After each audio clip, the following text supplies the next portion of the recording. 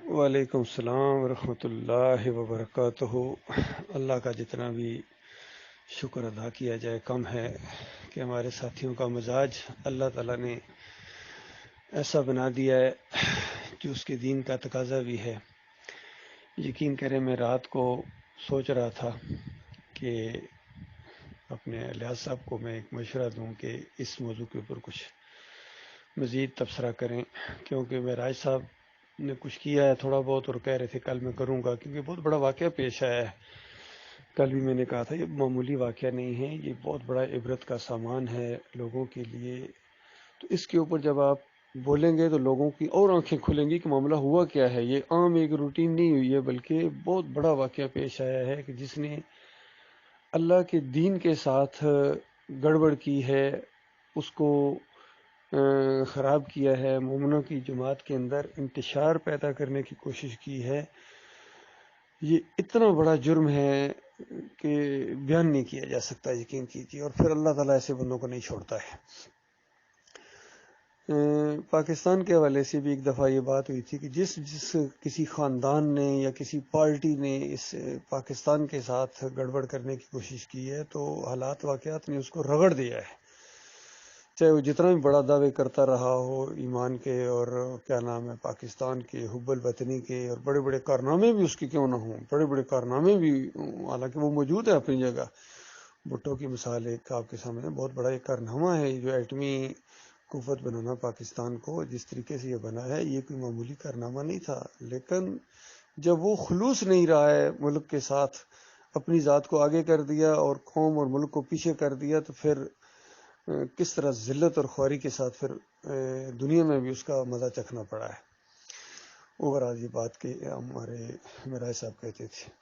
تو یہ جماعت تو بہت ہی مقدس جماعت، اللہ تعالیٰ کی پارٹی، اس کے ساتھ جو فراڈ کرنے کی کوشش کرے اور اپنی ذات کے لیے، صرف اپنی ذات کے لیے، باقی غلطیاں ہو جائیں وہ تو اللہ تعالیٰ جاننے والا ہوتا ہے، بڑی بڑی غلطیاں بھی اللہ معاف کر دیتا ہے۔ غلطی ہو سکتی ہے انسان کی، ہماری فوج میں کہا جاتا ہے غلطی معاف ہے، مستی معاف نہیں ہے۔ بڑی سے بڑی غلطی یقین کریں فوج میں جو ہے نا، اگر کر کے بندہ اپنی اقرار کر لے تو ایسا سسٹم ہے کہ اس کو کور کر دیا جاتا ہے۔ اور مستی اور اس کے اندر اپنی اگر یہ چلائی جائے نافرمانی والا انداز، بغاوت والا انداز ہو، تو چھوٹا سا بھی ہونا اور اگر نہ مانا جائے تو وہ اتنا بڑا جرم بن جاتا ہے۔ اصل جرم پھر یہ ہوتا ہے کہ غلطی نہیں مان رہا ہے، یہ نہیں ہوتا کہ غلطی کیا ہے، یہ پھر جرم بن جاتا ہے اس کے اوپر کہ دیکھو یہ بندہ ہے، یہ قابل اعتبار نہیں ہے، اس پر اب اعتماد نہیں کیا جا سکتا ہے، یہ سسٹم کو نہیں چلا سکتا یا چل سکتا ہے اس کے اندر۔ یہ پرزہ پھر اس کو پرزے کو تبدیل کر دیا جاتا ہے۔ دیکھیے کوئی بھی مشینری ہوتی ہے، اس کا کوئی پرزہ جو مکینک ہوتا ہے پہلے کہتا ہے میں ذرا دیکھتا ہوں کہ یہ چل جائے گا یا نہیں، جب پھر تھوڑا سا چیک کرتا ہے اس کے بعد کہتا ہے نہیں یہ نہیں، اب اس کو بدلی ہی کرنا پڑے گا۔ تو اسی طریقے سے مومنوں کی جماعت کے اندر جو اس طرح کے لوگ ہوتے ہیں، اللہ تعالیٰ بہت موقع دیتا ہے اصلاح کے، یقین کیجئے۔ اللہ تعالیٰ ایسا نہیں ہے کہ فوراً کسی کو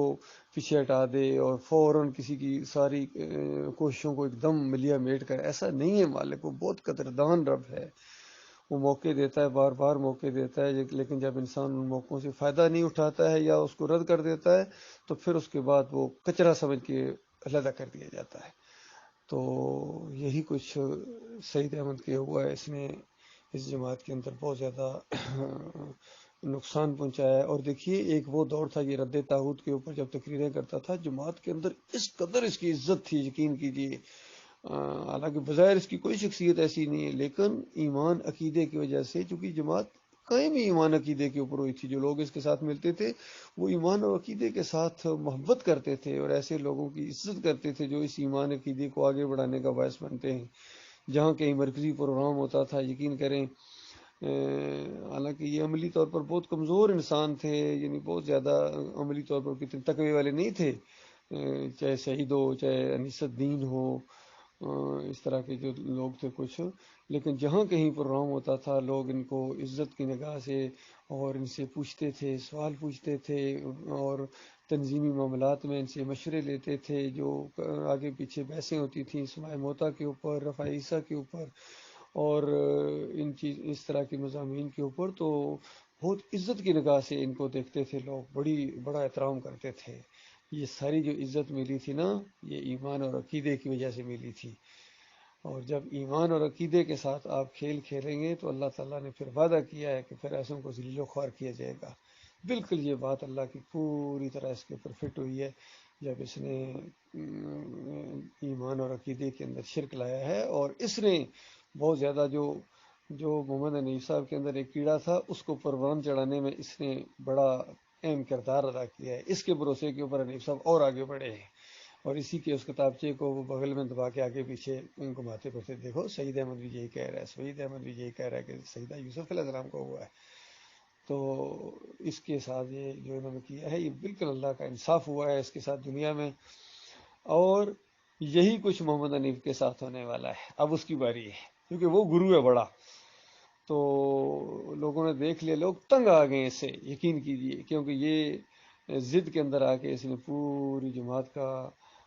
حشر نشر کر دیا ہے اور ایمان عقیدے سے ہٹا دیا ہے. لوگ پہچان رہے ہیں اس کو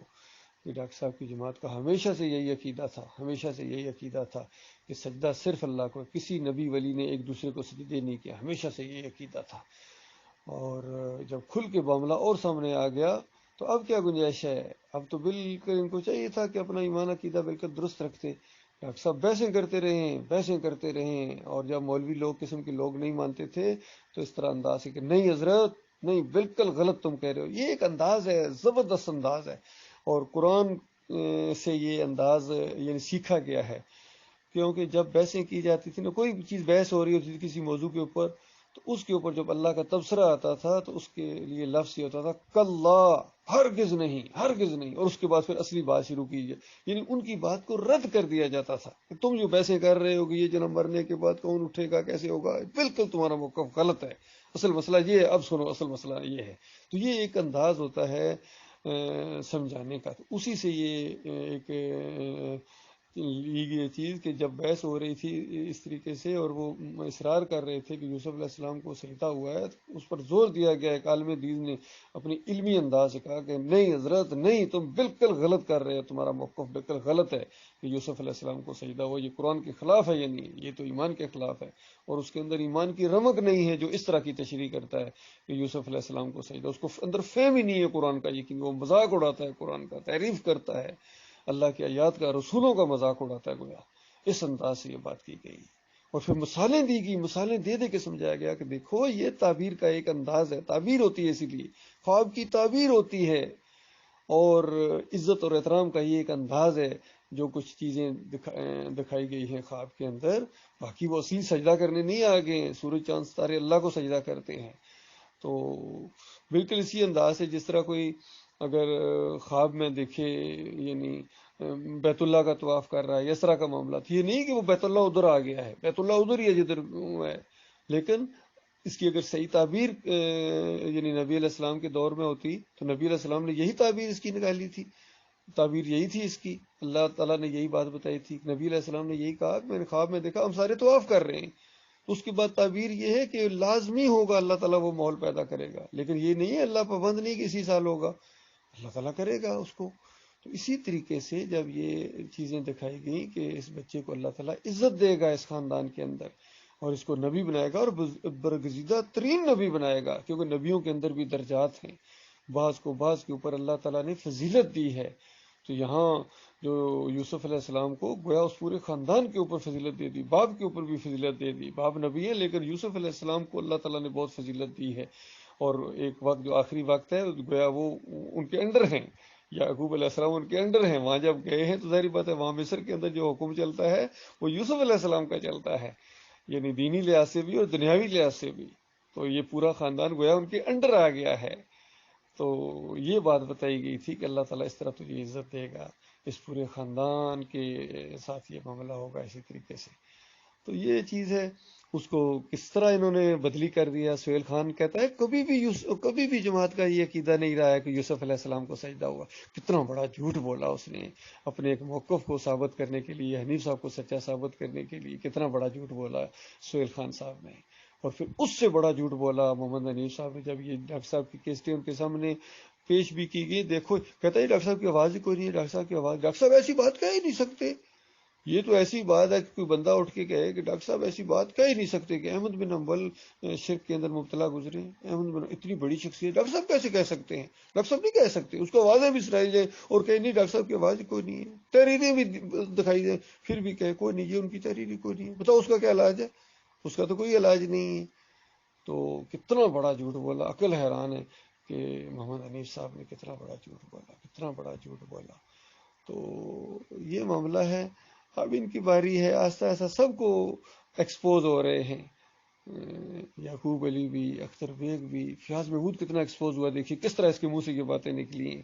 کہ ہم ان کو آن نہیں کرتے ہیں، ہم ان کو اپنے سر نہیں لیتے ہیں، ان کی وجہ سے یہ ہوا ہے، ان کی ضرورت ہی کوئی نہیں ہے۔ کتنے بڑے بڑے الفاظ ہیں، کتنے بڑے بڑے الفاظ ہیں۔ یہ کس کے لیے بول رہا تھا؟ یہ کن چیزوں کے بارے میں؟ ڈاکٹر صاحب کے سوال و جواب کے بارے میں، ڈاکٹر صاحب کے سوال و جواب کی جو کتاب لکھی جا رہی تھی اس کے لیے بول رہا تھا۔ اور اس کے بعد جب پکڑا گیا رنگے ہاتھوں تو پھر کس طرح پیندرے بدلے، پھر جھوٹ کے اوپر جھوٹ بولنا شروع کر دی۔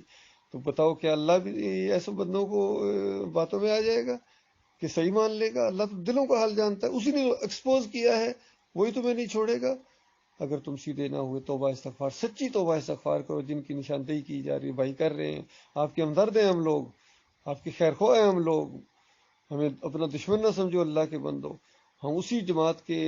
اوپر قائم ہیں، ایک لمحے کے لیے بھی ہم نہیں ہٹے، ثابت کرو، ہم آپ کے شکر گزار بھی ہوں گے، یقین کیجئے، ہم دعائیں دیں گے آپ کو کہ دیکھو یہ ہمارے اندر تبدیلی آ گئی تھی، اللہ تعالیٰ ہمیں معاف کرے۔ کوئی ایسی چیز اگر ہمارے اندر عقیدے کی خرابی، بتاؤ نا میرے پیارے بھائیو،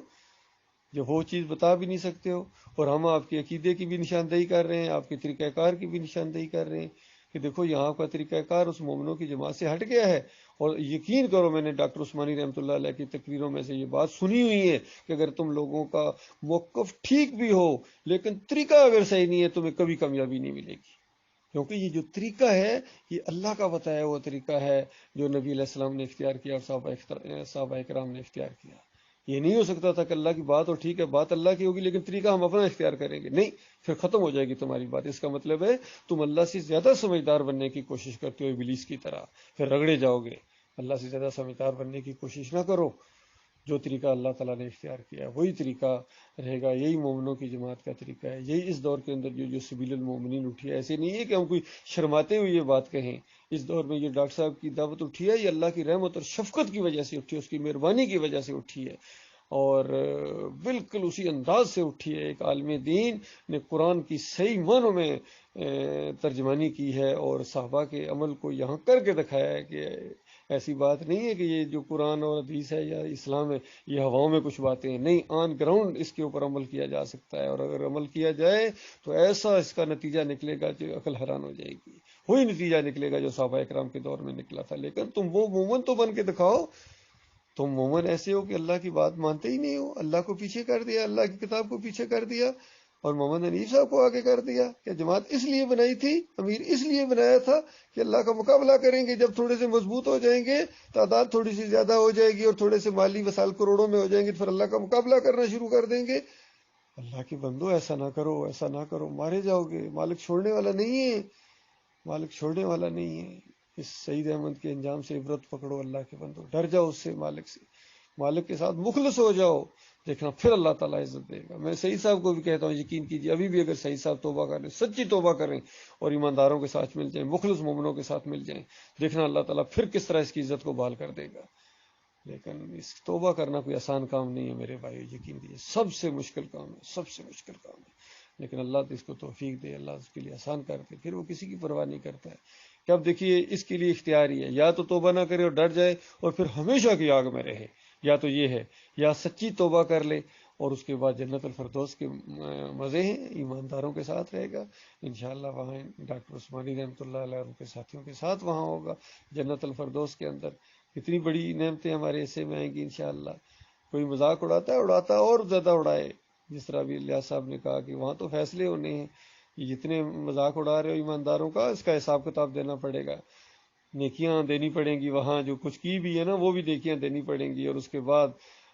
جب معاملہ ختم نہیں ہوگا، کیونکہ تمہاری تھوڑی زیادتیاں تو نہیں ہے نا، تھوڑی زیادتیاں تو نہیں ہیں، ظلم اور زیادتیاں محمد حنیف صاحب کی کوئی تھوڑی تو نہیں ہے نا، پھر ہمارے گناہ بھی لینا پڑیں گے، کیونکہ ہمارے پاس بھی بڑے بڑے گناہ ہیں، اللہ تعالیٰ سے امید ہے مالک دنیا میں معاف کر دے، لیکن وہاں بھی مالک اللہ تعالیٰ یہ انداز اختیار کرے گا، اپنے مومن بندوں کے گناہ ختم کرے گا، اسی طریقے سے ختم کرے گا۔ اللہ تعالیٰ غور و فکر کرنے کی توفیق عطا فرمائے۔